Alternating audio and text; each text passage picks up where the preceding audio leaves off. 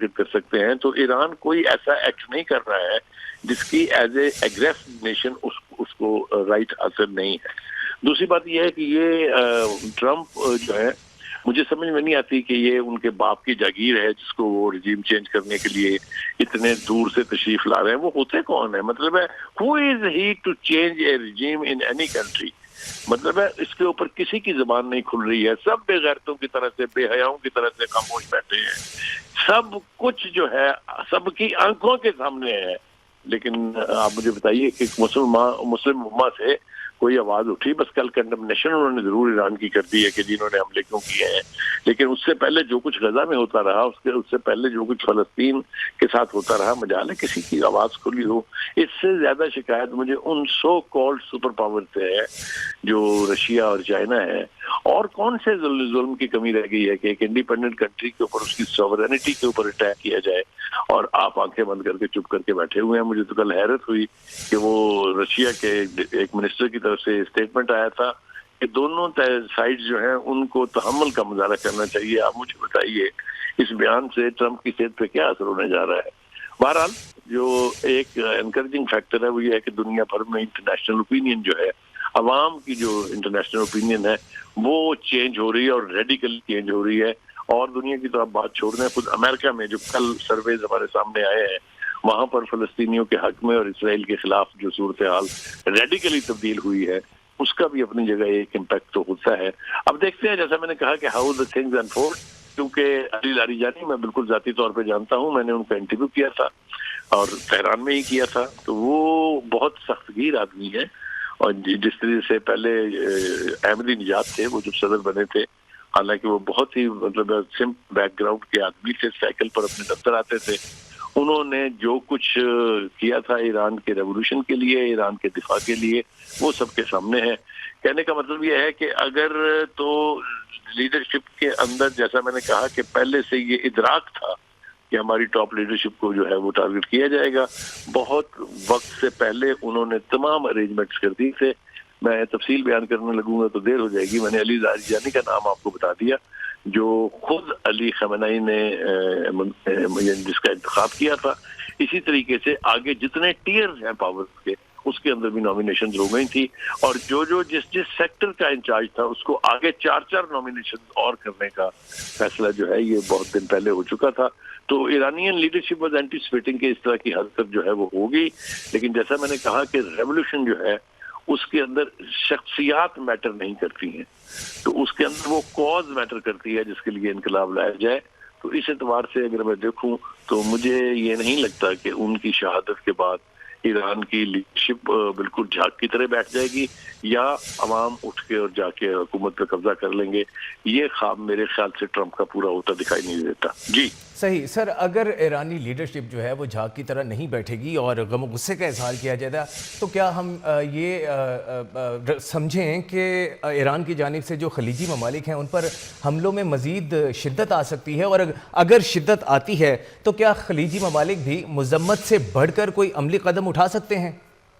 دیکھیے اتنے تو گر سننے نہیں ہیں اس قابل. اگر وہ ہوتے تو محتاج ہو کے امریکہ کا وہاں اڈے ان کو دے کے اور خاموشی نہ سادی ہوتی. انہوں نے جس طرح کی چپ سادی ہوئی ہے انہوں نے وہ بتاتی ہے آپ کو کہ ان کے اندر گٹس ورس نہیں ہے. ابھی آپ دیکھ لینا کہ 8 ممالک جو ہے انکلوڈنگ پاکستان، میں پاکستان کو بھی کہوں گا، وہ اس پیس بورڈ کے لعنت ہے اسے پیس بورڈ کہنے پر. ڈوب مرنا چاہیے پوری ورلڈ کی لیڈرشپ کو اسے پیس بورڈ کہتے ہوئے، جس کے تحت ایک ملک کی سوورینٹی کے اوپر حملہ کیا گیا ہے اور سارے چپ سادے ہوئے ہیں. میرا خیال تھا اور میری توقع تھی یہ کہ اس حملے کے فوراً بعد ان 8 ملکوں کو کہنا چاہیے تھا کہ mister Trump thank you very much, ہم آپ کے پیس بورڈ کے ممبر نہیں ہیں. لیکن جیسا میں نے کہا کہ مسلم لیڈرشپ میں اگر اتنے گٹس ہوتے، اتنی ہمت ہوتی تو آج ہم اس نوبت کو نہیں پہنچے ہوتے. جی سر، ایران کی جانب سے اس حوالے سے تردید کی گئی ابتدائی طور پر. امریکی صدر کی جانب سے بار بار یہ دعویٰ کیا گیا لیکن ایران بارہا اس کی تردید کرتا رہا. اس کی کیا وجہ سمجھ میں آتی ہے؟ یہ کوئی جنگی حکمت عملی سمجھا جائے، اسے ٹائم بائنگ ٹیکٹک سمجھا جائے، یا اس کے پیچھے کوئی اور وجہ تھی؟ دیکھیے جب بھی اس قسم کی یعنی جہاں پر ریولوشن کے تحت کوئی حکومت یا کوئی سیٹ اپ ہوتا ہے، وہاں کسی بھی ٹاپ مین کی شہادت یا ہلاکت کے بعد پھر بہت سوئفٹلی، بہت جلد بازی میں بہت سے فیصلے کرنے پڑتے ہیں. تو وہ تصدیق صرف میرے خیال سے اسی لیے نہیں کی جا رہی تھی کہ جو ہر چیز ہے اپنی اپنی جگہ سیٹ ہو جائے. تو اس کے بعد دیکھیے ایرانین میڈیا جو ہے وہ انہوں نے بھی تصدیق کر دی ہے کہ جو ان کی شہادت ہو گئی ہے. تو اتنا سا ٹائم تو لیا جاتا ہے میرے خیال سے.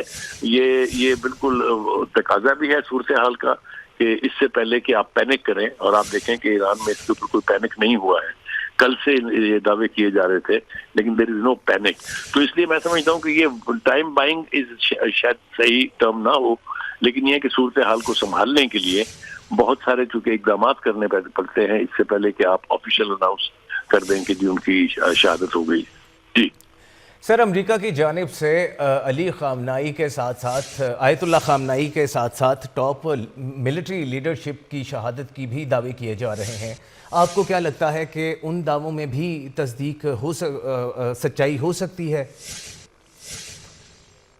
ساری لیڈرشپ اس کمپاؤنڈ کے اندر کسی نہ کسی اجلاس، یعنی کوئی اجلاس تھا یا کوئی کنسلٹیشن تھی یا کچھ تھی، ورنہ ایک وقت میں اتنی لیڈرشپ ایک ساتھ نہیں ہوتی ہے. اگر میں ان دعووں کی طرف جاؤں تو جہاں آیت اللہ خامنئی کی شہادت جو کہ ٹاپ پرسن تھے وہاں کے وہ ہو گئی ہے، تو باقی کے نام جو لیے جا رہے ہیں یہ امریکہ کی خواہش تو ہو سکتی ہے، لیکن جیسا میں نے کہا کہ اگر اس میں کوئی سچ ہے تو اس کی ایک ہی وجہ ہو سکتی ہے کہ یہ ساری لیڈرشپ کسی نہ کسی کاز کے لیے ایک پلیٹ فارم پر موجود تھی، اور اگر ایسا تھا تو پھر تو بہت سا نقصان ہو سکتا ہے.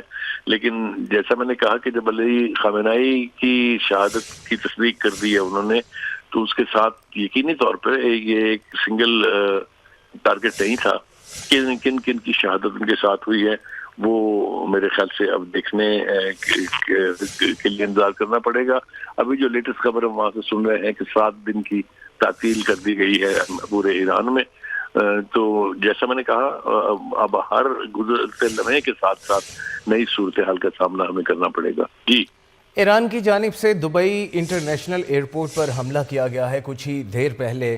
سر، یہی غصہ ہے، اس غصے کا اظہار ہے جو اتنا بڑا نقصان اٹھانا پڑا ہے ایران کو؟ اس کے اوپر بالکل آپ ٹھیک کہہ رہے ہیں، اس کے اوپر بہت سٹرونگ ری ایکشن آئے گا.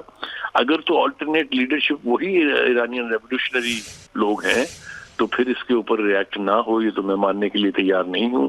اور جیسا میں نے پہلے کہا، میں آپ کو حوالہ بھی دیا میں نے UN چارٹر کا کہ دشمن کے ٹارگٹ جہاں بھی ہوتے ہیں جو آپ پر حملہ کرے ان کو ٹارگٹ کرنا جو ہے بالکل جسٹیفائیڈ ہے، بالکل لیگل ہے، بالکل اخلاقی طور پر بھی ٹھیک ہے. یہ نہیں ہو سکتا کہ آپ کے چاروں طرف اڈے ہوں امریکہ کے، آپ ان کو تو کچھ نہ کہیں، وہاں سے لاجسٹک بھی استعمال کریں، تو ان ہوسٹ ممالک کو بھی تو ڈوب مرنا چاہیے نا. لیکن ہمارے ہاں غیرت نام کی چیز جو ہے وہ ان ملکوں سے ذرا پرے پرے ہی ہے. تو اب دیکھنا یہ ہے کہ اس پوری سنگین صورتحال میں پاکستان کا کیا سٹانس ہوتا ہے. That is also very important. ہم ایران کے خلاف امریکہ کا ٹول بننے سے انکار کر چکے ہوئے ہیں.